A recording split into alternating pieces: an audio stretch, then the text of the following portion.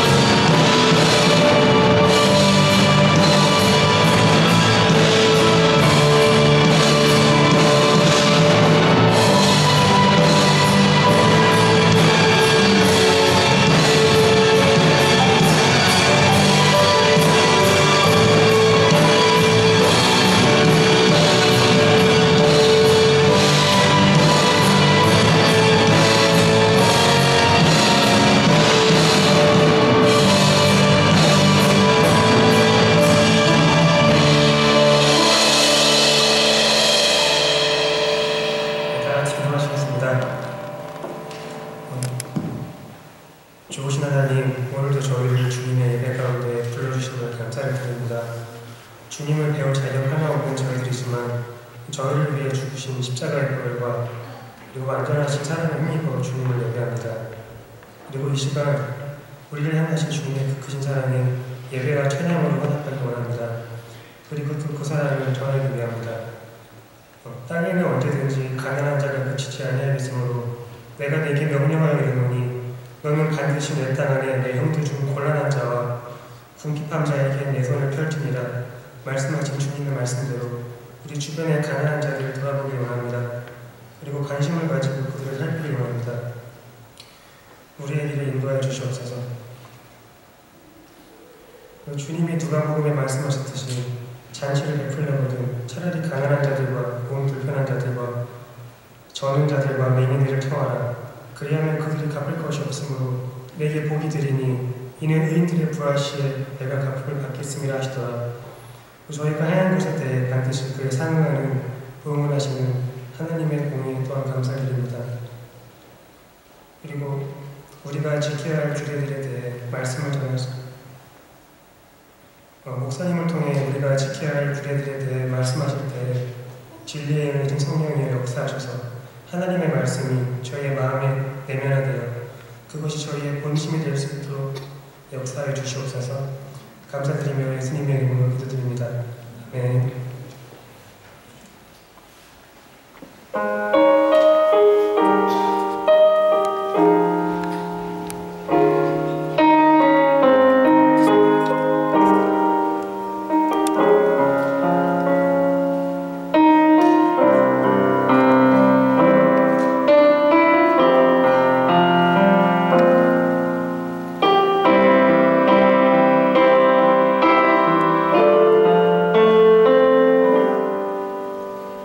무엇이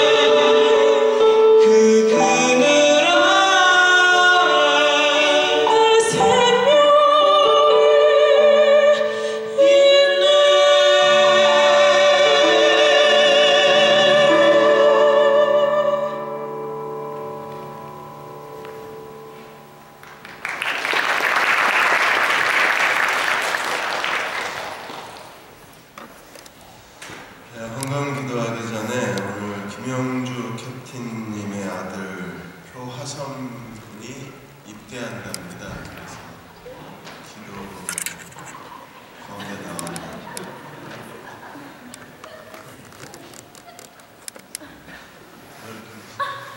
좋아했구나.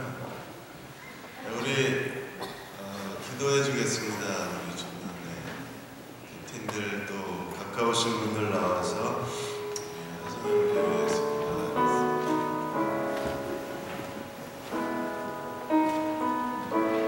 해군에 입대하는데요. 잘 다녀오라고 하나님이 함께 하시도록 우리 한 1, 2분간 같이 어깨에 손 얹고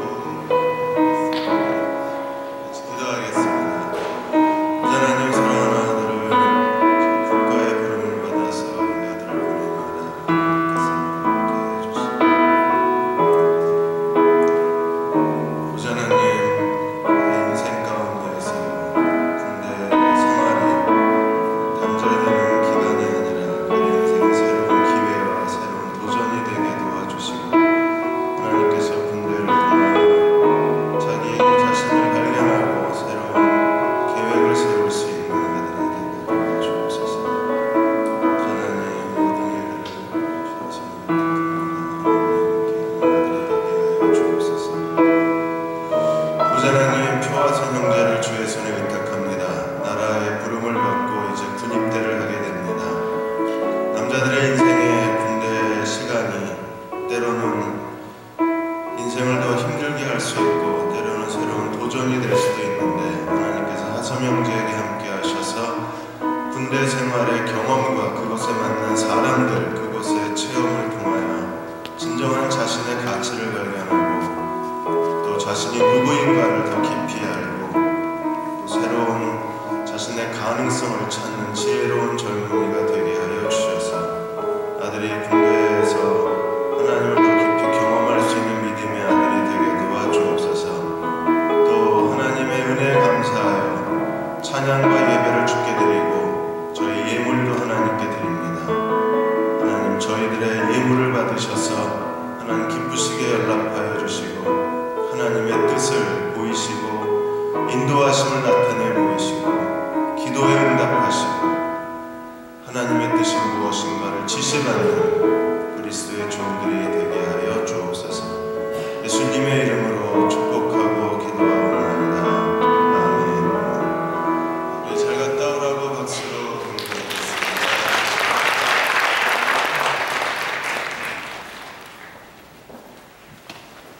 자, 오늘 신명기 16장에서 20장 말씀. 신명기 펴시고 16장에서 20장 말씀.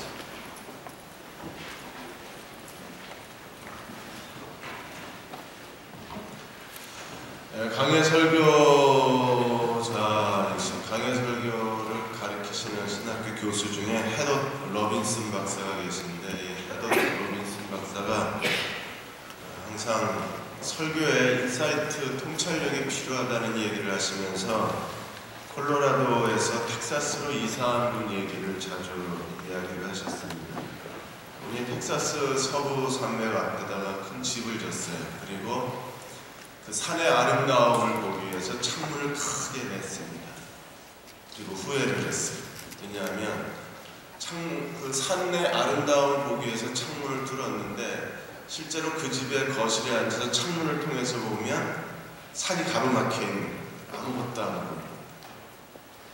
때로 하나님 말씀을 전하는 사람들에게 영적 통찰력이 얼마나 중요한가를 그 예를 들어줍니다. 아무리 창문을 크게 뚫어도 산 앞에다 뚫어놓으면 산 전체를 못 본다는 거예요. 밖에 나와야 산이 보이는 거죠. 어떤 때에는 자기 안에서 어떤 사건을 보면 아무것도 이해를 할 수가 없는 거예요. 자기 바깥에 나와서 전체를 봐야 지금 자기가 어디에 서 있는지를 볼 수 있고 그 산의 아름다움과 그 산맥의 웅장함을 볼 수가 있는 것처럼 어디서 보느냐가 중요하다. 헤덧 로빈슨은 때로는 어떤 사람들이 우리에게 비난을 하는 것처럼 보이지만 그 비난 속에 잘 찾아보면 나에 대한 진정한 우정과 나에 대한 무한한 신뢰를 발견할 수도 있다 그랬어요. 우리 어디 도시를 여행하면 대부분 여행자들이 유명한 데만 찾아다녀보고 정말 그 도시에 가봐야 할 뒷골목의 풍경, 그 도시에 사는 사람들의 모습, 또는 할렘가 쪽에 있는 버려진 사람들의 모습을 보지 못하고 그냥 샌프란시스코 갔다 왔다. 여러분, 샌프란시스코 뒷골목에 홈리스들 진짜 많이 있어요. 마약 중독자들 널브러져 있고, 그리고 자신의 미래를 찾지 못해서 방황하는 그런 젊은 그 알코올 중독자들, 젊은 사람들 그 뒷골목에 진짜 많아요. 그런데 우리는 샌프란시스코에 가면 아름다운 데만 보고 옵니다. 그게 인사이트의 결여가 될 수 있다 그랬어요. 오늘 16장에서 20장까지는 하나님의 그 인사이트, 하나님의 통치의 인사이트를 우리들에게 보여주는 거예요. 하나님의 통치가 어떻게 나타나는가? 세 가지 절기, 16장의 세 가지 절기, 6월절, 77절, 장막절 세 가지 절기를 통하여 하나님의 통치가 나타나고, 그리고 18장에 가시면 세 가지 직분, 왕, 선지자, 제사장을 통해서 하나님의 통치가 진행되어져 가요. 이 세 가지 절기, 세 가지 계급은 전부 그리스도의 모형입니다. 그리스도가 우리에게 주신 구원이 무엇인가를 6월절, 77절, 장막절로 보여주신 거고, 그리스도가 우리 가운데 하신 일이 무엇인가를 제사장, 선지자, 왕으로 그대로 보여주신 거라, 우리가 그리스도가 어떤 분이신가를 잘 알고 세 가지 절기, 세 가지 직분을 충분히 이해하면 하나님의 인도하심을 따라 순종하고 나아갈 수 있어요. 그 사람들이 하나님의 지배와 하나님의 인도와 하나님의 섭리 가운데 살아요. 근데 이게 세 가지 절기하고 세 가지 직분이 뭘 의미하는지 우리가 제대로 알지 못하고 제대로 깨닫지 못하고 이 일에 대한 하나님의 뜻을 알지를 못한다면 그냥 창문은 큰데 산이 가로막혀서 아무것도 못 보는 사람하고 똑같습니다. 하나님의 리더십이 우리 삶 가운데 나타나야 되는. 아이젠하워가 리더십에 대해서 질문을 했을 때 아이젠하워가 그 끈을 하나 갖고 나와서 책상에 놨습니다. 리더십이 뭔가를 설명해 달라고 했는데 끈을 들고 나오니까 부하 장교들이 의아하게 쳐다봤어요. 아이젠하워가 그 끈을 잡고 앞에서 쭉 끄니까 원하는 대로 끈이, 아이젠하워가 가는 대로 끈이 따라옵니다. 그리고 이제 반대쪽을 잡고 끝을 잡고 끈을 밀었어요. 끈을 밀자 끈이 움직이질 않는, 제대로 헝클어지고 제대로 가지를 못하는. 아이젠하워가 가는 대로 끈을 이렇게 밀어보지만 끈이 밀려서 가지는 않잖아요. 리더십이라는 게 그런 거라 그랬어요. 하나님의 리더십이 우리 끈의 앞쪽을 잡고 쭉 끌어당겼을 때 우리가 그 뒤를 따라가야 되는데, 그러면 하나님의 리더십 가운데 우리가 살아갈 수 있는 건데, 만일에 하나님이 우리의 인생의 끝을 붙잡고 우리를 강제로 밀어낸다 그러면 그 사람은 하나님 인도하시는 대로 갈 수가 없어요. 자기도 힘들고 뒤에서 미는 사람도 힘들고. 저도 대형교회에 와서야 내가 참 리더십이 없는 목사구나 하는 아주 철저 그런 깨달음을 얻고 있습니다. 밑바닥까지 내려가는. 이 앞에서 끈다고 생각을 했는데 뒤돌아보면 밀고 있는 거예요. 제가 밀고 있으니까 교회가 하나님 원하시는 방향으로 갈 수가 없는 거죠. 밀다가 이제 미는 사람도 지치고 또 밀리는 사람도 지치고, 이제 그런 날이 오면 또 이제 목사를 바꿔야죠. 하나님의 리더십 가운데 산다는 게 우리한테는 절대적인 조건입니다. 리더십 가운데 살아야 하나님이 원하시는 대로 우리를 데리고 갈 수 있는데, 그렇지 못할 경우에 진정한 자기 가치를 발견할 수 없는 거예요. 그 사람의 내면의 영성에 이 세 가지 절기가 살아있어요. 세 가지 절기가 매년 20세 이상 남자, 예루살렘의 모든 남자가 가서 하나님께 절기를 지키는데 빈손으로 갈 수 없어요. 가장 하나님이 주신 가장 좋은 걸 들고 감사한 마음으로 절기는 그야말로 여호와의 축제입니다. 하나님의 구원이 그 안에서 강력하게 구원이 전개되어져 가는 사람들은 그리스도를 따라가는 삶 속에서 매일이 축제예요. 그들은 정말 그리스도를 따라가는 삶에 충족감이 있어요. 주님의 제자로 사는 자기 만족감이 있어요. 자기는 주님을 따라가는 그런 삶의 가치를 발견해요. 그래서 그 사람 내면 안에 6월절이 있고 77절 오순절이 있고 그리고 장막절이 막 살아있어요. 그리고 하나님의 인도하심을 순종하는 사람들은 하나님이 그들의 왕이에요. 하나님이 그들의 대제사장이 있어요. 하나님이 그들의 선지자가 되셔서 하나님께서 그들을 대신하여 그 대제사장 역할을 하시고 하나님이 그들의 왕이 되셔서 인도하시고 하나님의 선지자가 되셔서 그 사람을 매 순간마다 가르치십니다. 그게 얼마나 놀라운 경험이 되겠어요? 그리고 얼마나 그게 우리에게 커다란 은혜가 되겠습니까? 주님이 매일 나의 삶의 왕이 되셔서 나를 통치하시고 제사장이 되셔서 나의 중보자가 되시고 선지자가 되셔서 나를 가르치신다 그러니까 얼마나 아름답겠어요? 그 삶이 하루하루 주님 따라가는 게 신나는 경험이 될 거죠.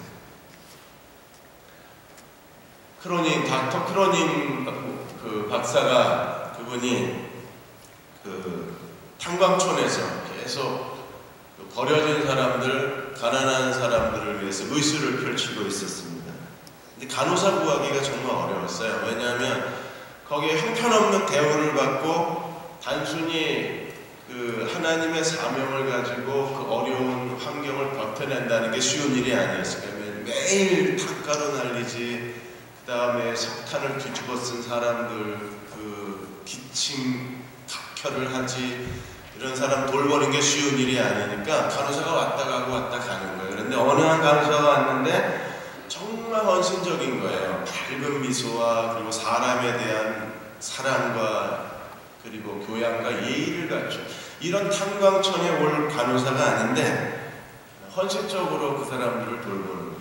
그래서 닥터 크로닌이 어느 날 너무 고마워서 그 간호사한테 얘기를 해요. 여기 올 사람 같지 않은데 여기 있기는 너무 아까운데 나는 너무 행복하지만 당신이 여기 있어서 난 너무 좋지만 그리고 우리 여기 있는 탄광촌 사람도 정말 당신을 좋아하는데 당신은 좀 여기 있기는 아까운 생각이 든다. 그랬을 때 그 간호사가 그런 말을 했습니다.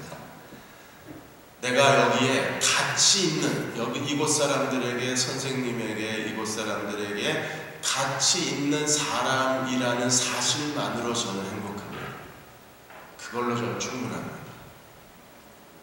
어떤 사회적 지위나 어떤 인생의 보상이 아니라 사람들에게 가치 있는 사람이 됐다는 것 자체로 자기는 너무나 충분하다고 얘기를 하는 거예요. 이런 사람들은 어떻게 그런 게 가능합니까? 그리스도의 그 빛이 살아있는 거예요. 그리스도의 그 영이 살아있는 사람. 그래서 그 안에 이 세 가지 절기가 축제로서 지켜지고 그리스도의 삼중적 직분이 그의 인생을 이끌어가는 사람들은 그야말로 그리스도의 광채가 드러나고 그리스도의 향기가 드러나고 그 안에 그리스도의 마음이 손에 만져지는 사람들이죠. 우리가 오늘 그 세 가지 절기는 지난번에 했기 때문에 오늘 세 가지 직분에 대해서 함께 말씀을 좀 나누고자 합니다. 제일 먼저 그리스도는 우리의 대제사장이세요. 그럼 대제사장으로서 그리스도가 하셔야 될 가장 중요한 두 가지 일이 있습니다. 하나는 그 백성을 향한 속죄 사역이에요. 대속죄일날 대제사장은요 염소의 피를 가지고 지성소에 들어가서 속죄소에 그 염소의 피를 뿌리고 백성과 자기의 죄를 속하고 성막의 모든 기구들을 다 하나님 앞에 속죄하고 그래서 대속죄를 통해서 1년에 한 번 대청소를 하는 거예요. 1년에 한 번 성막의 기구, 이스라엘 백성들, 그 다음에 제사장들 1년에 한 번 대청소를 통해서 하나님 앞에 모든 죄를 용서받는 게 가장 큰 절기, 7월의 절기 대속죄일이에요. 대제사장이 하는 일. 오늘 예수 그리스도가 대제사장이 되시고 그분이 화목제물이 되셔서 십자가의 죽으심으로 모든 죄로부터 우리를 용서하시고 하나님과 더불어 화목케 하는 화목의 길을 열어놓으신 게 그리스도의 대제사장으로서의 죽음입니다. 오늘 그리스도가 대제사장으로 내 곁에 있는 사람들은 어떤 사람들입니까? 그들은 십자가를 통해서 하나님의 구속의 은혜를 깨달은 사람들입니다. 그들은 하나님이 어떻게 우리의 죄를 용서하셨는가를 아는 사람들이에요. 그리고 자기의 더럽고 추하고 지저분하고 악한 죄를 값없이 용서해 주셨다는 그 사실로 인하여 감격하는 사람들. 오늘 주일 1, 2, 3부에도 동일한 설교를 우리가 했었는데 그 그리스도의 속죄를 경험한 사람들, 예수님의 십자가에 무릎 꿇은 사람들, 그리고 자기 죄로 인하여 슬퍼하고 울고 통곡하고 그리스도가 값없이 우리의 모든 죄에서 우리를 자유케 하시고 우리를 의롭게 하시고 그 죄에서 우리를 해방시켜 주시고 하나님의 자녀로 거듭나게 하시고 새로운 피조물로 새로운 삶을 살도록 우리를 만들어 주신 그 십자가의 은혜, 십자가의 사랑, 십자가의 용서를 체험한 사람들, 그들 안에 대제사장이신 그리스도가 살아있는. 나는 요즘 사람들을 보면 야, 저 사람 안에 대제사장이 살아있나 의심스러울 때가 있어. 왜 이렇게 서로를 용서를 못하는지, 서로 화평할 줄을 몰라요.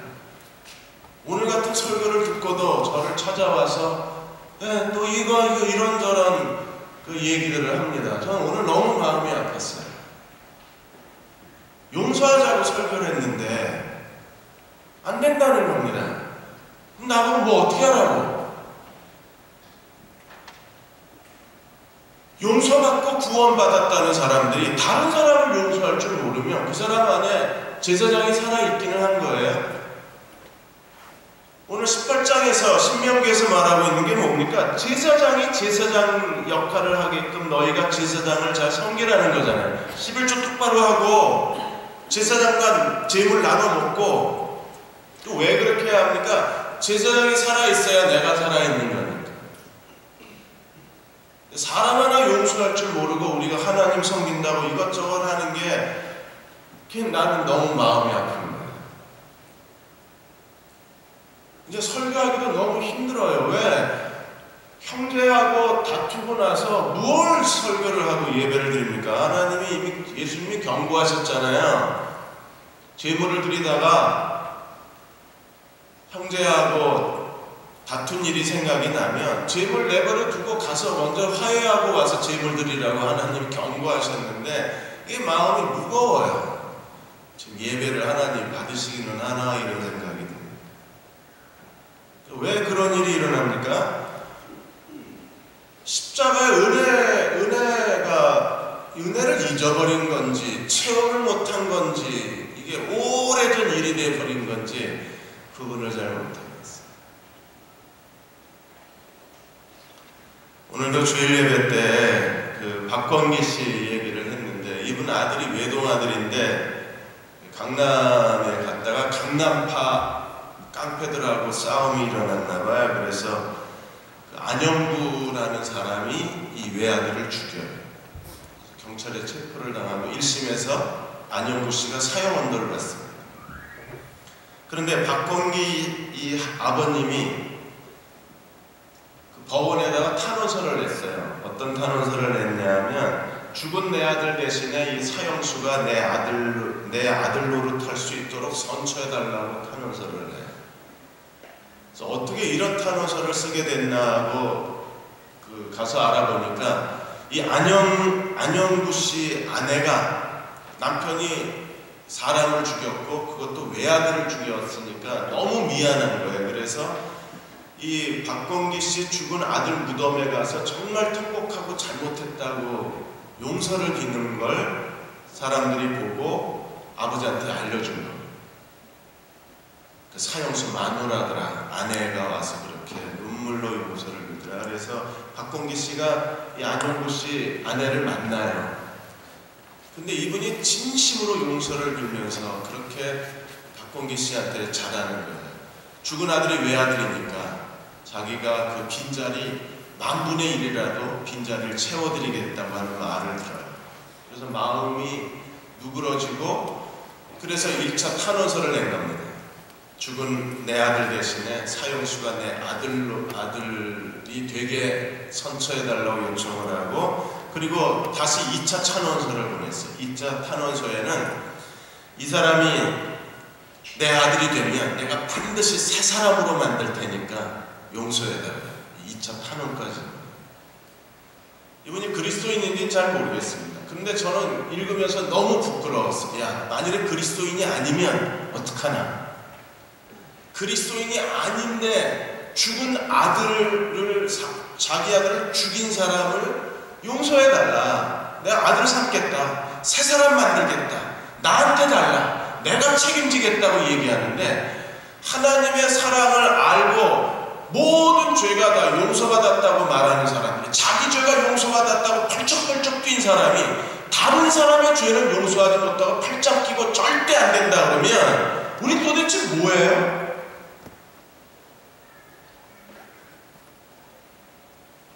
우리 도대체 뭔가 하는 생각이 드는 거예요. 우린 정 마음으로 누구를 용서하고 있나? 자기는 용서하나? 자기도 용서할 줄 모르고, 다른 사람도 용서할 줄 모르고, 부모도 용서할 줄 모르고. 그럼 어떻게 하자고? 제사장이 죽어버린 거예요. 예수님이 우리의 대제사장이라고 했을 때 그 대제사장이 죽어버린 거예요. 이렇게 남을 용서할 줄 모르고, 더불어 화목할 줄 모르고, 사람의 기쁨을 구할 줄 모르는 사람들은 철저하게 냉소적이 되는 겁니다. 인간관계에 냉소적이에요. 자기 자신에 대해서도 냉소적이고 주변 사람들에 대해서 다 냉소적인 사람이 되는 거예요. 이번에 핀란드 동부에 있는 한 대학에서 안나마이아 박사팀이 냉소적 사람이 어떤 결과를 갖고 오는가에 대해서 이번에 연구조사를 했는데, 사람에 대해서 굉장히 찬 사람 있잖아요. 찬 정도가 아니라 비웃어. 그냥 찬 거는 이해하겠어요. 차도남도 있고 차도녀도 있으니까 찬 건 괜찮아. 비웃어. 이런 사람 어떻게 되는지 내가 결과를 알려줄게. 알츠하이머나 치매 걸릴 가능성이 3배가 높대. 한 30배쯤 하지. 3배야. 그러면 내가 냉소적인 사람인가 아닌가를 어떻게 알 수 있나? 6가지 질문을 안나마이아 박사가 만들었는데, 첫 번째 질문이, 사람들은 성공하려면 대부분 다 거짓말을 한다고 믿어요. 안 하는 사람도 있어. 그 다음에 두 번째로, 다른 사람이 내게 잘할 때 뭔가 내게 숨겨진 속셈이 있다고 생각해요. 사람들이 잘해주는 거에 대해서 저는 거부를 해요. 왜? 뭔가 숨겨진 속셈이 있다고 생각해요. 마치 무뚝뚝한 딸이 어느 날 갑자기 애교를 피면 이건 분명히 속셈이 있는 거잖아요. 용돈이 없다든지, 뭐가 필요하다든지, 옷을 사야 된다든지. 그 다음에 내게 무슨 일이 있어도 아무도 내게 신경을 쓰지 않는다고 생각해요. 그래서 누가 관심을 보이면 신경 끄라고 합니다. 평소에 관심 없다가 왜 이제 와서 나한테 이러냐고 얘기를 합니다. 이게 다 냉소적인 태도들이에요. 그 다음에 아무도 안 믿는 게 속지 않는, 더 이상 사람에게 속지 않고 내 인생에 에너지를 뺏기지 않는 가장 안전한 길이라고 생각해서 난 아무도 안 믿는다고 말합니다. 그리고 사람들이 누군가의 친구가 되는 것은 그 사람에게 얻을 게 있기, 쓸모있기 때문에 친구가 되는 거지, 더 이상 쓸모가 없으면 아무도 친구를 해주지 않는다고 생각을 해요. 그리고 마지막 6번째 질문이, 남을 도와주지만, 웃으면서 남을 도와주지만 분명히 그 사람은 속으로는 그 일에 대해서 혐오감을 느낄 거라는 거예요. 그래서 이 사람은 TV에서, 요즘 많이 TV에 연탄 나르는 사람들 많이 나오잖아요. 지금 정말 연탄이 없습니까? 그러면 그 사람을 보면서 냉소를 합니다. 비웃습니다. 속으로는 싫으면서 이렇게 생각을 합니다. 이런 태도로 사람을 대하니까 가는 데마다 인간관계가 깨지고, 가는 데마다 인간관계가 거리감이 생기고, 사람과 있어도 편하지가 않은 거예요. 여러분, 예수님이 십자가에 죽으셨을 때 에베소 2장 11절 18절까지 유대인과 이방인의 그 오랜 증오의 벽도 허물어뜨리시고 유대인과 이방인을 한 세 사람으로 지으셨다 그러는데, 도대체 지금 예수님의 십자가의 피는 어디에 있는 건가요? 왜 우리는 사람과 더불어 화목할 줄 모르고 그걸 뭐 그렇게 대단한 거라고 우리가 서로에 대해서 기회를 주는 거에 인색하고, 뭐 하나님 앞에 그렇게 큰 잘못을 저질렀다가 우리가 서로 화평하기를 거부한다 그러면 여기에 그리스도는 계시긴 한 건가요? 나는 이 대제사장에서 그냥 막혀버렸어요. 그리고 뭘 해야 될지 잘 모르겠어요. 사랑하는 여러분, 그리스도의 십자가의 사랑이 우리 안에 살아있다면 그분이 우리를 용서하신 것처럼 우리가 다른 사람을 용서해야 돼요. 왜? 내가 용서받은 죄인이니까. 하나님께서요, 정말 쓸모없는 나 같은 인간을 구원해 주셨으면 내 곁에 나보다 더 쓸모없는 인간들에게 기회를 줘야 하나님 공평한 사람 아니에요. 나는 괜찮은 사람이고 너는 안 됩니까? 그러면 그리스도의 십자가는 없어지는 거잖아요. 십자가의 은혜의 사랑을 우리가 다시 기억하고 진정한 용서와 사랑을 경험하고 우리가 다른 사람들에게 마음을 다해서 내가 널 용서한다고 얘기를, 물론 잘못하고 그 사람이 자기 죄를 깨닫지도 못했는데 덥석덥석 용서해 줄 수는 없어요. 자기 죄로 인해 괴로워할 때 용서를 하는 거예요. 몇 달 전에 AP통신 기사 보셨습니까? 어떤 사람이 워싱턴에 하는 은행에서 몇천 달러를 훔쳤나 봐요. 그게 40년 동안 이 사람의 죄책감이었어요. 40년! 죽기 전에 자기가 이 죄책감을 덜어버린다고 경찰에 가서 얘기를 한 겁니다. 내가 40몇 년 전에 워싱턴 은행에서 수천 달러 훔겼다고. 그러자 경찰이 웃으면서 얘기합니다. 이미 당신은 공소시효가 지나도 한참 지났기 때문에 은행에 갚을 필요 없다고. 아무도 기억하지 않으니까 그냥 당신도 당신을 용서하라고. 그리고 경찰이 보내잖아요, 그 사람. 우리 마음에 그런 죄책감이 남아있으며 언제든지 우리는 그리스도에게 나아가서 우리의 죄를 고백하고 용서받을 수 있고, 다른 사람이 그런 죄책감에 시달리면 우리는 얘기해 줄 수 있어요. 내가 너를 용서한다고. 자기가 지은 죄도 모르고 자기가 지은 잘못도 모르고 뻔뻔하게 굴 때야 우리는 용서할 수 없지만, 그러나 고백하면 용서할 수 있죠.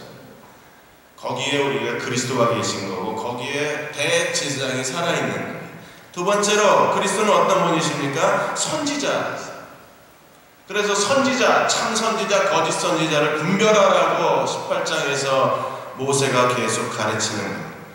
그리스도께 배운 사람들이 그리스도에게 온다고 말씀했기 때문에 우리는요, 그리스도를 통해서 가르치심을 받아야 되는 거예요. 그러니까 예수님께로부터 가르침을 받은 사람들. 어제 저녁에 캡틴 모임에서 우리가 옛사람을 벗으고 새사람을 입으라, 그리스도가 우리에게 기록된, 내면에 기록된, 우리 생각과 마음에 기록된 하나님 말씀이라고 얘기를 했는데, 예수께서 우리의 선지자가 되신 사람들, 그래서 예수님께 직접 배운 사람들, 예수님이 가르쳐주신 그분의 참 제자들은요, 더 이상 설명을 안 해도 공감대가 있어요. 이렇게 교회 일을 하다 보면 몇몇 사람들은 그냥 뭐 할까요? 라고 얘기만 해도 이미 그게 퍼즐 조각처럼 탁탁탁 맞춰 들어갑니다. 설명할 필요도 없고 설득할 필요도 없어요. 이렇게 하자고 제안할 필요도 없어요. 프로그램을 같이 짤 이유도 없어요. 그냥 자기가 각자 알아서 자기 일을 하는데 나중에 보면 하나님의 일이 완성되어 있습니다. 어떻게 이런 일이 가능합니까? 예수님께로부터 가르침을 받았기 때문에 가능해요. 우리 안에 그런 사람들이 더 많아져야 됩니다. 예수님께로부터 가르침을 받은 사람들은 그 내면에 하나님 말씀이 기록되어 있고 그의 본성에 하나님의 뜻이 나타나 있기 때문에 그들은 어떤 의견을 내놓고 어떤 일을 결정하고 어떤 목표를 갖고 살아갈 때 그들은 쉽게 공감대가 형성이 돼요. 그리고 오히려 자기가 더 뜨겁게, 더 간절히, 더 열정적으로, 더 열렬하게 그 하나님의 뜻을 이루어가려고 애를 씁니다. 왜요? 그게 하나님의 뜻이 서로의 생각 속에 통용이 되고 서로 마음 속에 연결이 되기 때문에 그런 일들이 가능해요.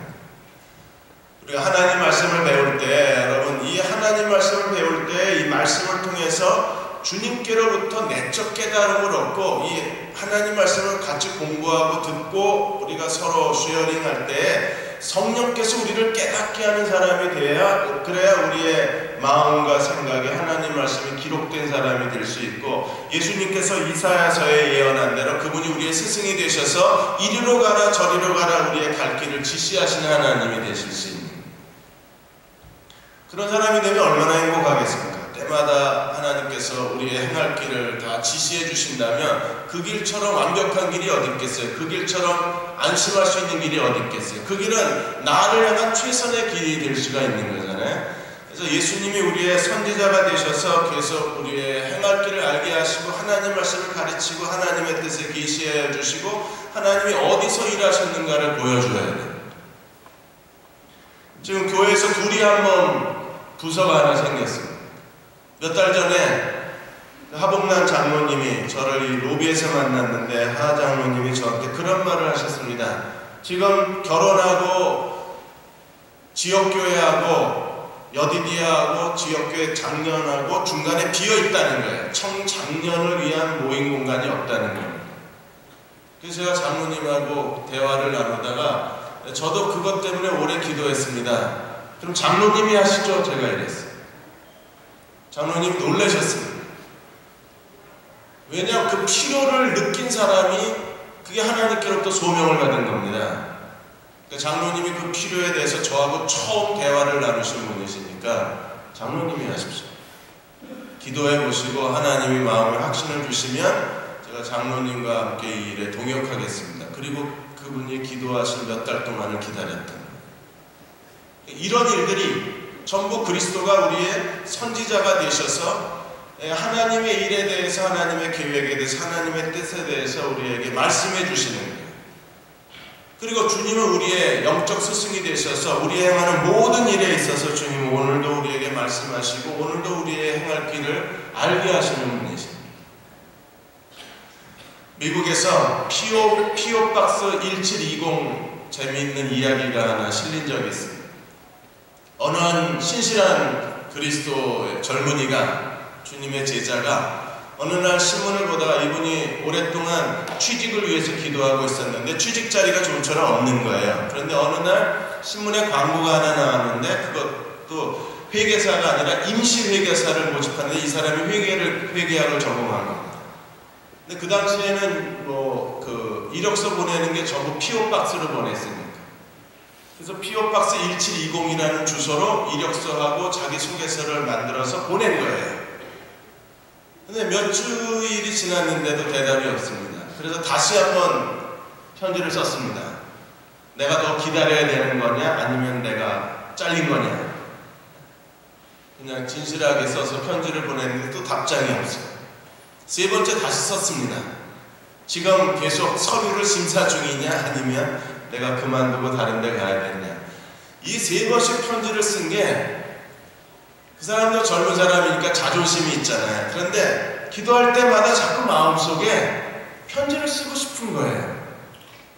그래서 그게 예수님이 자기에게 이렇게 시키시는 거라고 알고 그가 편지를 쓰고 두 번째도 쓰고 그랬는데 나중에는요, 기도할 때 한번 그 피오박스 1720을 찾아가 보고 싶은 거예요. 그래서 우체국에 가가지고 피오박스 1720이 어디냐, 주소가 어디냐, 소유주가 누구냐, 우체국 당연히 안 가르쳐 주죠. 우체국 국장까지 찾아가서 피오박스 1720 누구냐, 우체국장은 더 안 가르쳐 주죠. 그러니까 피오박스가 우체국 가면 이렇게 양쪽 옆으로 사물함처럼 쫙 있잖아요. 그래서 피오박스 1720이 있는 그 옆에 쭈그리고 앉았어요. 왜? 하루에 한 번씩은 누군가가 회사 직원이 우편물을 수령하러 오니까 아침부터 가서 우체국 문 열자마자 들어가서 앉아가지고 피오박스 1720의 직원이 올 때까지를 기다립니다. 오후가 되니까 직원이 왔습니다. 우편물을 가지고 갑니다. 뒤따라갔어요. 뒤따라가서 사장실까지 들어갔어요. 사장이 놀란 겁니다. 어떻게 알고 왔냐? 이래저래 해서 우체국의 피오박스에 있다가 직원이 우편물을 가져가길래 죄송합니다. 뒤따라왔습니다. 전 정말 궁금하고 나는 그리스도인인데 기도할 때마다 이 피오박스 1720에 대해서 마음이 떠나질 않습니다. 저 왜 그런지 알아야 되겠습니다. 이 회사에 내가 합격하냐 불합격하냐보다 더 궁금한 게 왜 하나님이 자꾸 피오박스 1720에 대해서 미련을 버리지 못하게 하시는지 제가 궁금합니다. 그러자 그 사장이 그런 말을 했어요. 지금까지 우리가 편지를 몇 번씩 해도 응답하지 않는 이유는 정말 간절하게 이 직업을 원하는 사람이 누군지를 기다렸다는 거예요. 당신처럼 3번씩 평지한 사람이 있었대요. 아니 3번 더한 사람도 젊은이도 있었대요. 그런데 여기까지 이렇게 찾아온 사람은 당신이 처음이다. 그래서 그 자리에서 채용을 받았습니다. 이런 행동을 할 수 있는 사람은 돈키호테인가요? 이런 행동을 할 수 있는 사람은 정신 뭔가 자기 과장에 빠진 사람인가요? 이런 생각을 하고 행동하는 사람들은 얘기 듣기만 해도 언뜻 들으면 무섭잖아요. 야, 이 사람 잘못 건드리면 큰일 나겠다 싶지 않습니까? 거의 스토커 수준이잖아요. 이 집착력이. 그러나 이 친구는요, 정말 예수님이 자기 인생의 스승이라고 생각을 하는 거예요. 이사야 말씀을 믿고 스승님 가르쳐 주십시오라고 기도를 하고 스승이 가르쳐 줬다고 확신을 하고 따라간 건데 스승님이 옳았어요. 그 사람들은 뭔가 끈질기게 이 직업을 구하는 젊은이를 찾고 있었고, 사장은 드디어 사장이 찾던 사람을 만납니다. 주님이 우리의 영적 스승이 되신 걸 믿으십시오. 연애하다 힘들면 스승님한테 물어요. 그리고 여러분 이력서를 넣는데 2-3군데가 걸려서 어디로 가야 될지 정말 궁금하면 스승한테 물어요. 오늘 아침에 나오는데 여러분들이 어떤 옷을 입어야 될지 궁금하시면 스승님께 물어보세요. 그분이 최고의 패셔니스트예요. 그리고 사람들하고 만나서 무슨 말을 해야 될지 모를 때 스승에게 물어보세요. 그분이 최고의 달변가가 되셔서 우리가 무슨 대화를 어떻게 해야 될지를 그분이 가르쳐 주십니다. 이번 겨울방학을 어떻게 보내야 되나 당연히 우리가 스승님께 물어봐야죠. 그럼 우리의 행할 길을 하나씩 가르쳐 주지 아니하실까. 마지막으로 그리스도는 어떤 분이십니까? 내 인생의 왕이십니다. 그분이 우리의 인생의 주인이시고 그분이 우리의 인도자시고 그분이 우리의 보호자시고 예수께서 우리의 왕이 되셔서 우리의 책임자가 되어주시고, 그러므로 그리스도께서 내 인생의 지휘자가 되게 하시고 그분이 내 인생의 왕이 되고 그분이 내 인생의 주인이 되도록 여러분들이 주인 자리에서 사표내고, 그리고 예수님이 내 인생의 주인이라고 고백하는 그리스도의 젊은이들이 된다면 주님이 우리의 인생을 성공적으로 하나님 뜻대로 만들어내어 주실 수 있습니다. 지난번에 어른들 예배에서 필라델피아 교향악단 얘기를 한번 한 적이 있었습니다. 거기에 유진 올만디가 필라델피아 교향악단을 이끌고 중국 북경 오케스트라하고 협연을 하게 된 거예요.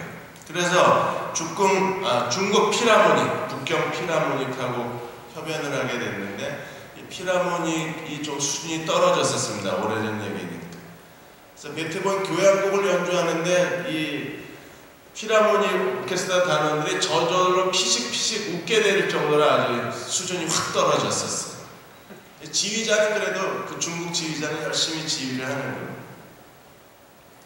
이제 중국 지휘자 차례가 끝나고 이제 유진 올만디가 딱 섰어요. 올만디가 지휘를 했는데 갑자기 중국 북경 피라모닉 음색이 달라집니다. 거기서 지휘자가 얼마나 중요한가를 피라모닉 단원들이 온몸으로 느껴요. 지휘자의 차이에 따라서 똑같은 사람들이 지휘자에 따라서 완전히 분위기와 음색과 그리고 음악에 대한 해석이 달라지는 거예요.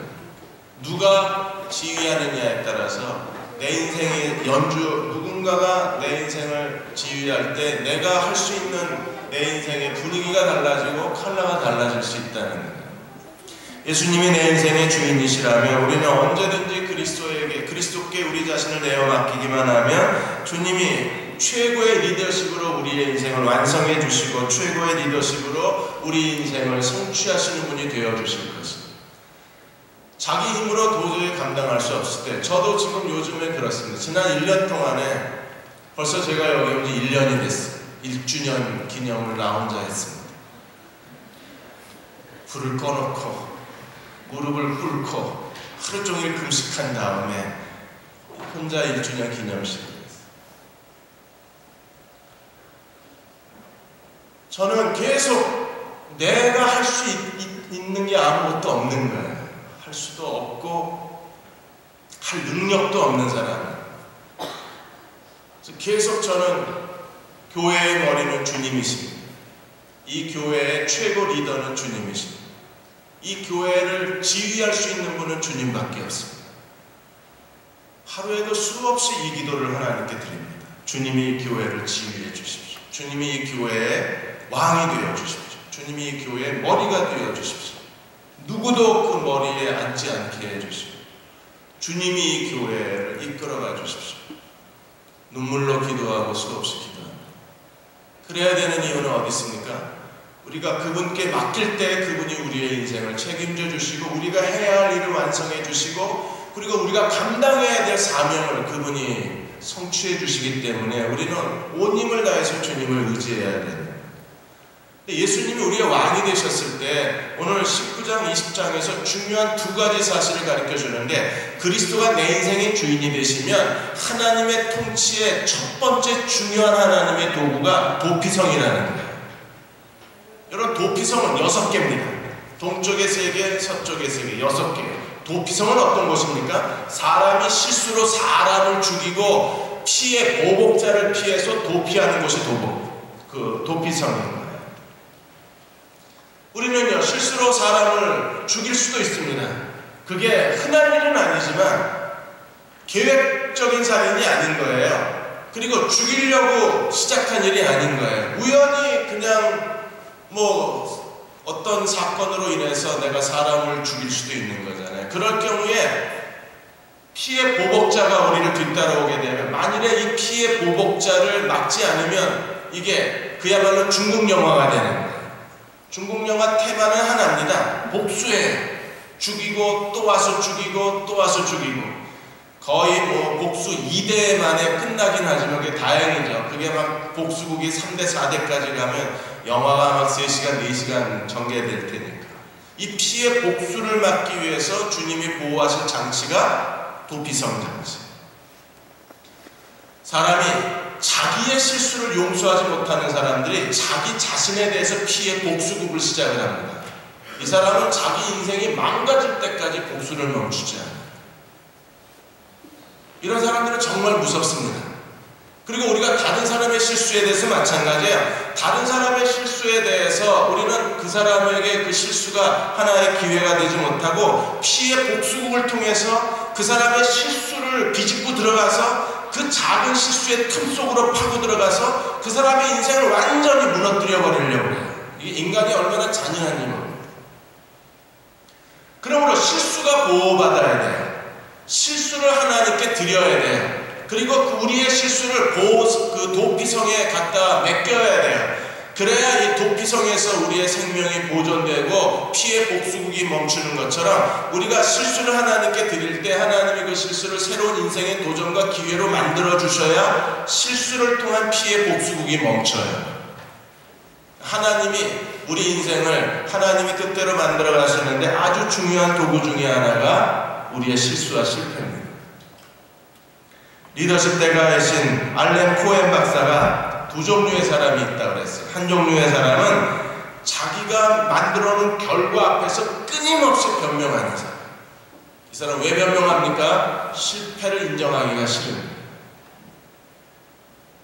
또 다른 사람은 어떤 사람입니까? 그는요, 자기가 만들어 놓은 결과를 인정하는 사람. 그게 자기 능력의 전부라는 거예요. 사람들이 비웃어도 괜찮아요. 네가 그 정도 인간이냐? 그리고 사람들이 비난해도 상관없어요. 결코 자기를 변명하지 않습니다. 이게 나 자신이라는 거예요. 이게 내가 할 수 있는 최선이라는 거예요. 이게 나의 전부라고 말합니다. 그런 사람이 있는가 하면 결과 앞에 끊임없이 변명을 늘어놓는 사람들이 있어요. 왜 변명을 늘어놓습니까? 실패를 인정하기가 싫습니다. 여러분, 하나님 앞에 우리가 실패를 인정해야 될 중요한 일 중에 하나가 그 실패를 인정할 때 그 실패 속에는요, 하나님의 예언이 담겨져 있어요. 거기서 자기의 새로운 기회를 찾아낼 수 있는 거예요. 성경에 많은 사람들이 그 실패 속에서 그 안에 하나님의 예언의 메시지를 찾아내지 않았어요? 베드로가 최고의 어부입니다. 갈릴리 바다에서 탑 10 안에 들어가는 최고의 어부 중에 한 사람이 베드로예요. 그러나 그날 밤은 이상한 밤입니다. 밤새도록 그물을 던졌는데 고기 한 마리 잡히지 않았습니다. 그의 인생의 가장 부끄러운 실패의 날입니다. 그의 인생에 지워버리고 싶은 날입니다. 그러나 그의 밤새도록 고기 한 마리 잡지 못했던 베드로의 실패의 날에 뭐가 숨겨져 있었어요? 그리스도께서 그를 향해서 사람 낚는 어부가 되게 하려는 하나님의 예언이 그 안에 숨겨져 있죠. 빌립보 감옥에서 그들이 40여 하나 남은 태장을 맞고 감옥에서 한밤중에 바울과 실라가 노래를 불렀어요. 감옥에서, 그 지하 감옥에서 바울과 실라가 온몸이 피투성이가 되어서 하나님을 찬양하는 노래를 불렀습니다. 온몸에 성한대가 하나도 없습니다. 어쩌면 팔다리가 다 부러졌는지도 몰라요. 그런 피투성이의 몸뚱어리를 가지고 두 사도가 하나님을 찬양합니다. 순간 어떤 일이 벌어졌어요? 감옥이 열리고 손발에 착고가 풀리고 바울과 실라는 자유를 얻습니다. 이 광경을 본 간수가 자살하려고 합니다. 왜? 죄수가 도망간 줄 알고. 순간적으로 빌립보 감옥의 간수는 자살을 선택을 해요. 왜냐하면 죄수를 놓친 건 결국 자기 자식뿐 아니라 가족들에게도 큰 피해가 가니까 거기서 자기가 자살을 하려고 합니다. 그는 막 순간적으로 막다른 골목에 빠진 거예요. 자기 인생에 자기가 저지르지는 않았지만 그러나 실패의 결과로 책임은 자기가 져야 되는 겁니다. 그러나 그가 죽음을 선택한 인생의 최대의 절망의 실패 속에 뭐가 숨겨져 있었습니까? 바울이 소리 지릅니다. 우리 여기 있다. 도망가지 않았다. 그리고 뭐라고 말해요? 오늘 너와 네 집에 구원이 이른다는. 우리가 실패를 하나님께 드리기만 하면 도피성이 있는 사람이 돼야 돼요. 실패했다고 인상 쓰지 마요. 실패했다고 방구석에 틀어박히지 마요. 실패했다고 자꾸 마포대교 위에 서성거리지 마요. 실패했다고 PC방 들어가서 밤새 그 며칠 밤새 새면서 그 쓸데없이 시간 낭비하지 마요. 실패하는 순간에 오히려 감사할 수 있어야 됩니다. 인위적인 게 아니에요. 위선이 아니에요. 자기 도피가 아니에요. 아니 어떤 의미에서는 거룩한 자기 도피예요. 도피성으로 도망가는 겁니다. 왜 우리가 기뻐해야 합니까? 내 실패를 통해서 하나님이 그 안에 하나님이 내게 주실 또 다른 하나님의 찬스가 있습니다. 난 그걸 찾고 싶습니다. 일부러 실패할 필요는 없습니다. 그러나 어쩔 수 없는 실패를 경험해야 될 때가 있는 거예요. 그럴 때 우리가 해야 될 가장 중요한 일은 실패를 하나님께 소중하게 드릴 수 있어야 돼요. 토머스 머튼이 이런 말을 했습니다. 실패를 하나님의 제단에 드리면 하나님이 손으로 바꾸시지만 실패를 네 손에 붙들고 있으면 그게 악마의 도구가 된다. 감동을 안 하시면 난 되게 감동을 해요. 와, 이 사람 멋지다. 오, 어떻게 이런 말을 찾아내지? 빨리 써놔 성경책에. 실패를 하나님께 드리면 찬스로 만들어주세요, 하나님. 근데 내가 들고 있으면 이게 어느 사이에 내 인생을 녹슬게 만드는, 그리고 어느 사이에 내 인생을 파괴시켜. 들고 있지만 뭐 자랑스럽다고 들고 있어. 우리가 하나님께 드리면 도피성이 견고해야 돼요. 연애도 몇 번 좀 실패해보고 취직도 한 10대 번 떨어져 보고 대학도 한 삼수에서 들어가 보고 멋진 사람이, 그 사람이 오히려 인간적이고 더 매력적인 거. 왜? 그런 실패를 통해서 그 안에 하나님이 만들어 놓으신 거룩한 성이 그 사람 안에 쌓여져 있기 때문에. 미용실 가서 비싼 돈 주고 했는데 머리도 몇 번 망쳐봐야 그래야 심령의 담대함을 얻고 뻔뻔하게 살 수 있는 거예요. 실패를 두려워하지 마요. 하나님이 우리의 왕이신 걸 믿으십니까? 그분이 우리의 선지자이신 걸 믿으십니까? 그분이 우리의 대제사장이신 걸 믿으십니까? 하나님과 사람 사이의 중보자가 오직 예수 그리스도이신 걸 믿으십니까? 실패를 그분께 드리고 기다려보세요. 순식간에 멋진 작품으로 우리를 만들어내실 거예요. 마지막으로 20장에 가시면 거룩한 전쟁에 있어서 집에 돌아가라고 말하는 분이 여러 사람이 있어요. 집을 지었는데 낙선식을 못 봤어요. 그러면 당연히 집에 돌아가서 낙성식, 자기가 평생 지은 집을 즐겨야 돼요. 결혼했는데 약혼했는데 아직 뭐 결혼식을 못했다. 이 사람도 집에 돌아가요. 집에 돌아가라는 말이 3번 나와요. 그런데 집에 돌아가는 사람인데 이 사람이 집에 돌아가야 할 가장 큰 이유에 대해서 20장 8절에 이렇게 말씀을 했습니다. 우리 시간 지났지만 8절만 읽겠습니다. 20장 8절에 책임자들은 또 백성에게 말하여 이르기를 두려워서 마음이 허약한 자가 있느냐 그는 집으로 돌아갈지니 그의 형제들의 마음도 그의 마음과 같이 낙심될까 하느라. 이 사람은요 에볼라 바이러스예요. 이 사람은 신종플루예요.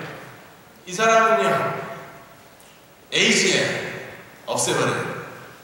순식간에 마음이 허약한 사람들은 어떤 결과를 가져오느냐, 자기만 혼자 두려운 게 아니라 이 두려움이 전염이 돼요. 낙심이 전염이 돼요. 그리고 자기 자신에 대해서 스스로 절망하는 이 절망이 전염이 돼서 무서운 거예요. 우리가 하나님 앞에서 이 절망에 빠지지 않도록, 자기 자신에 대해서 실망하지 않도록 스스로 주의할 필요가 있습니다. 그래야 그 사람들이 끝없이 용기를 가지고 하나님의 전쟁에서 승리할 수 있는 거기 때문에. 지금 우리가 사는 이 세상은 전쟁입니다. 여러분, 지금도 전쟁은 벌어지고 있어요. 전 세계에 보이지 않는 곳에서 지금도 사단은요 거대한 권세를 가지고 예수 그리스도를 보지 못하게 모든 흑암의 권세들을 가지고 그들은요 광명의 천사로 가장해서 사람들이 눈이 열려져서 그리스도를 보지 못하게 사탄은 모든 바람을 당합니다. 지금도 수백만의 사람들이 예수 그리스도를 알지 못한 채 저 영원한 지옥의 불못으로 떨어져 가고 있는 거예요. 에이미 카마이클이 어떤 예화를 들었습니까? 지금 오늘의 교회는 어떤 교회 같아요? 지금 낭떠러지에 끝도 보이지 않는 수십억의 사람들이 낭떠러지를 향해서 그들이 시각장애인이고 눈을 보지 못하는 맹인들이 끊임없이 낭떠러지를 향해서 계속 전진해 가고 있는 겁니다. 사람들은 밀리고 밀려서 그 낭떠러지에 떨어지면서 비명소리를 지릅니다. 그런데 교회는 뭐하고 있습니까? 그 낭떠러지 밑에 푸른 초원 잔디밭에 교회는요 소풍을 와서 거기에 와가지고 거기에서 바비큐 구워 먹고 거기서 기타 치고 찬송 부르고, 한쪽에서는요 지금 하루에도 수천만의 사람들이 그리스도를 모르는 채, 수십만의 사람들이 그리스도를 모르는 채 죽어가고 있는데 교회는 바비큐 구워 먹고 기타 치고 찬송 부르고 성경 공부한다고 앉아요. 우리가 이 시대적 긴박감이 없는 거예요. 교회는 전쟁터지 피크닉 장소가 아니라는 말이 그래서 나와요. 우리는 이 시대의 젊은이들은요 지금 당장 내가 연애를 누구랑 할 거냐, 결혼을 누구랑 할 거냐, 인생에 어떤 직업을 가질 거냐, 내가 어떤 사람으로 살 거냐, 그것도 우리에게 중요한 일입니다. 그런데 더 큰 사명과 더 큰 비전이 우리를 기다리고 있는 거예요. 우리는 교회 안에서 소꿉장난처럼 이 시시한 일들을 다 좀 버리고 좀 더 고상한 사명, 좀 더 가치 있는 사명, 우리가 목숨을 바칠 만한 어떤 일을 위해서 사는 게 어떨까요? 나는 그렇게 살고 싶습니다. 나는 이렇게 형편없는 사람이지만 그래도 하루를 살아도 좀 제대로 된 일을 하고 싶은 거예요. 이렇게 소꿉장난처럼 유치한 삶에 이제는 시간 낭비하고 싶지가 않은 거예요. 더 해야 할 일이 있고 하나님이 우리를 부르신 더 큰 부르심이 있고 우리가 성취해야 할 그리스도의 지상명령이 있는데 우리가 지금 뭘 하고 있는지 자기를 돌아볼 수 있어야 되지 않을까. 지금 한국 젊은이들 가운데 외국에 나가는 젊은이가 많아요. 다행스러운 일입니다. 외국에서 그들은 새로운 자기 인생의 미래를 찾는 거예요. 하나님께서 우리에게 주신 명령이 무엇입니까? 너희는 온 천하 만민에게 다니며 복음을 전하라고 말씀하셨어요. 너희는 모든 족속을 제자로 삼으라고 말씀하셨어요. 성령이 너희에게 임하시면 너희가 권능을 받고 예루살렘과 유다와 사마리아 땅 끝까지 이르러 내 증인이 되라 그랬어요. 우리에게 더 큰 비전이 있습니다. 더 큰 사명이 있습니다. 더 큰 하나님의 부르심이 있습니다. 지금 우리가 이 세상을 어떤 사람으로 살 것인가에 대해서 개인적 고민에 빠져 있는 동안에 하나님은 더 큰 사명을 위해서 그 부르심에 응답하는 사람을 찾고 있는 거예요.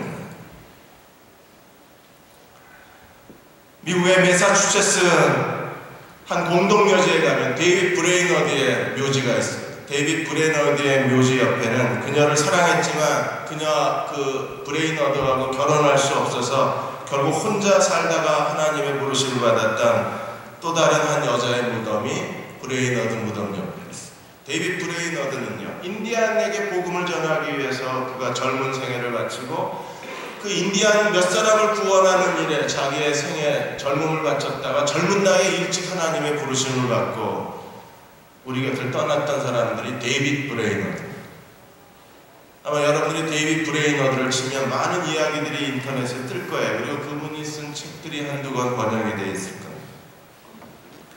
이 데이빗 브레이너드의 일생 때문에 요나단 에드워드가 만들어졌죠. 에드워드는 이 브레이너드의 영향을 받고 자기의 인생을 하나님께 헌신한 사람. 그들은요, 더 큰 하나님의 비전을 위해서 기꺼이 자기의 개인적인 소망과 개인적 계획을 다 포기하고 인간적인 모든 야망을 내려놓고 하나님의 부르심에 응답한 사람들입니다. 케임브리지 대학의 헨리 마틴도 그 중에 한 사람. 헨리 마틴은 복음을 전하다가 그가 선교지 탄광촌에 가서 복음을 전했었는데 결국 흑해 북부에 있는 어느 한 가난한 지역의 그 쓰레기 더미에서 복음을 전하다가 헨리 마틴은 결국 쓰레기 더미에서 죽어요. 가장 위대한 선교사가 모든 학문과 미래에 자기의 명예를 다 포기하고 세상에서의 자기가 누릴 수 있는 모든 권리를 포기하고 그리스도의 복음에 순종해서 자기의 삶을 하나님께 드렸던 헨리 마틴이 마지막으로 죽는 게 쓰레기 더미에 그 냄새나는 곳에서 죽습니다. 우리는 그들이 부러운 거예요. 그들은 무엇을 위해서 살아야 될지를 알았고 그걸 위해서 기꺼이 젊음을 바쳤고 기꺼이 쓰레기 더미 그 냄새나는 곳에서 자기 생애를 마칠 수 있었던 사람들, 아무도 돌보아주지 않는 싸구려 공동묘지에 자기 시신을 묻을지언정 자기 인생을 어디에 바쳐야 되는가를 알았던 사람들, 우리는 그들이 부러운 거예요.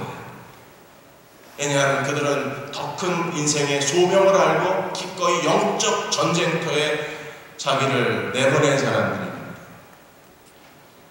우리 여디디아 가운데서도 하나님이 그런 젊은이들을 불러주셔서 우리가 더 하나님이 주신 하나님 나라 비전을 바라보고 무엇을 위해서 살아야 될지를 아는, 왕이 부르면 군대는 복종하는 거죠.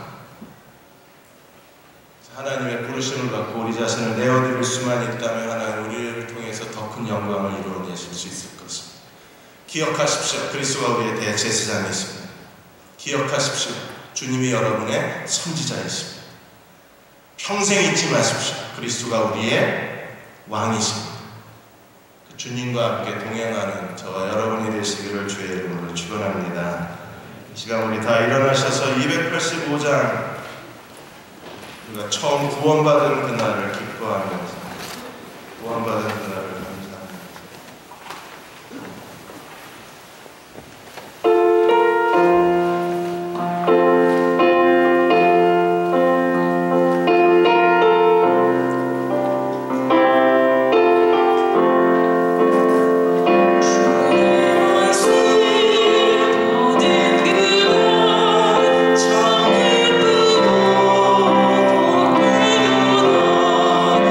이 길을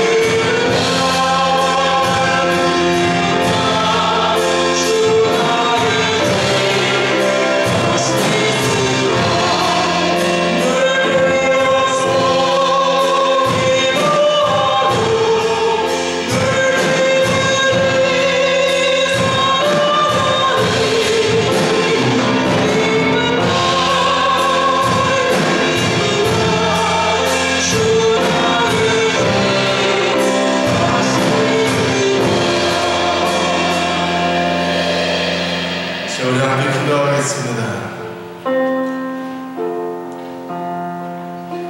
다투고 갈라지고 비난하고 손가락질하고 이제 그만했으면 좋겠습니다. 하나님, 우리가 서로 용서하게 해주십시오.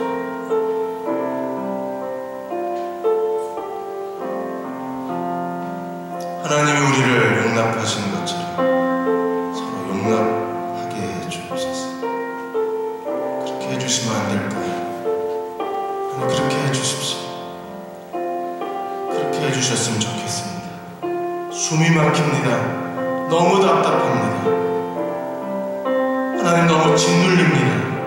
하나님, 우리에게 다시 이 기쁨, 내 모든 죄가 용서받은 이 기쁨을 되돌려 주셔서 하나님, 어른부터 어린아이에 이르기까지 이 기쁨을 다시 회복하게 하여 주셔서 우리가 서로를 용서하고 서로를 용납하게 하여 주옵소서. 무엇보다도 자기 자신을 용서할 수 있는 저희들 되게 하여 주옵소서. 하나님, 진정한 용서와 용납과 사랑과 오래 참음이 우리에게 있기를 소망합니다. 하나님, 저희를 긍휼하게 주시고 우리 가운데 임재하여 주시고 십자가 앞에 우리를 다시 한번 데려가 주셔서 하나님, 골고다 언덕 앞에 우리를 세워주사 주님이 어떤 죽음으로 죽으셨는가를 두 눈으로 보게 하여 주시고 왜 죽으셨는가를 기억하게 하여 주시고 그 십자가 앞에 무릎 꿇을 수 있는 저희 모두가 되게 하여 주옵소서. 우리 안에 용서하는 마음을 더하여 주시고 서로 우애하고 서로 존경하는 사랑을 크게 더하여 주옵소서. 우리 한 1, 2분간 합심을 같이 동서를 기도하겠습니다.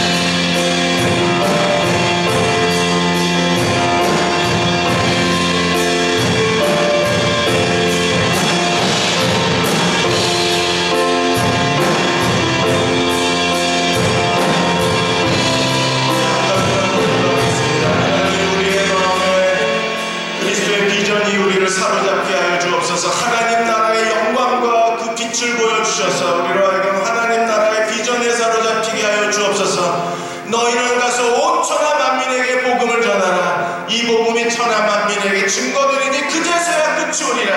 하나님, 우리의 가슴을 사로잡아 주시기 원합니다. 거룩한 비전으로 우리 앞에 하나님 보여주시기 주셔서 우리가 그 비전 앞에 굴복하고 항복하는 젊은이가 되게 하여 주옵소서. 성령이여 이 시간에 우리에게 말씀하여 주시기 원합니다. 우리가 무엇을 위하여 살아야 될지, 그리스도를 위해서 산다는 게 뭔지, 어떻게 살아야 주님께 가치 있는 삶인지 우리에게 가르쳐 주시고 깨닫게 하여 주시고 알게 하여 주셔서 온전한 마음으로 하나님 앞에 우리의 삶을 하나님께 드리게 하여 주옵소서. 우리는 미련하고 어리석습니다. 하나님 가르쳐 주시고 깨닫게 하여 주옵소서. 빛을 비춰 주옵소서. 거룩한 소명을 주옵소서. 하나님 나라 비전을 종들에게 허락하여 주셔서 우리의 젊음을 하나님께 드리는 일을 조금 더 아까워하지 않게 하여 주옵소서. 우리 다 같이 한 번만 더 간절히 통성으로 기도하겠습니다. 주여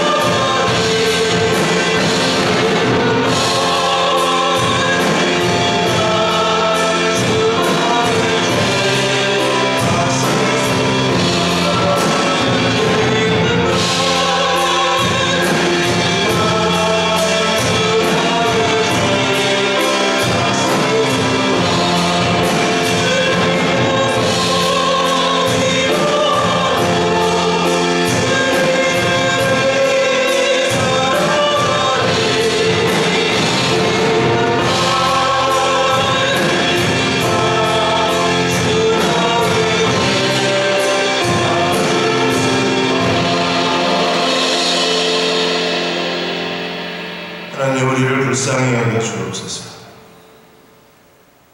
여디디아입니다. 주님이 사랑하는 젊은이들입니다. 제대로 살고 싶습니다. 시간 낭비하고 싶지 않습니다. 뭘 해야 될지 말씀해 주십시오. 이렇게 하라고 지시해 주십시오. 이렇게 사는 거라고 눈앞에 보여주십시오. 그대로 순종하겠습니다.